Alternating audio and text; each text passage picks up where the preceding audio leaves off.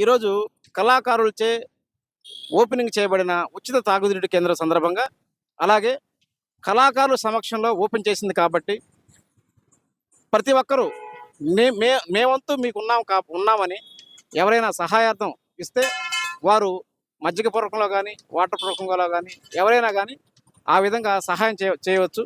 అవకాశం ఉందని. ఎందుకంటే ఇది చెన్నై టు హైదరాబాద్ వెళ్ళే హైవేలో ఉంది కాబట్టి ఎవరైనా ప్రయాణంలో ప్రయాణంలో ఇలా ట్రాక్టర్ల మీద కానీ, ఆటోల మీద కానీ, ఇందాక బస్సుల వాళ్ళు కూడా ఆగి ఇక్కడ ఒక 50 మంది ఇక్కడ దిగి తాగి వెళ్ళారు. అలాంటి వాళ్ళకి మీ వంతు మీరు కూడా సహాయం చేసినట్టు అవుతుంది.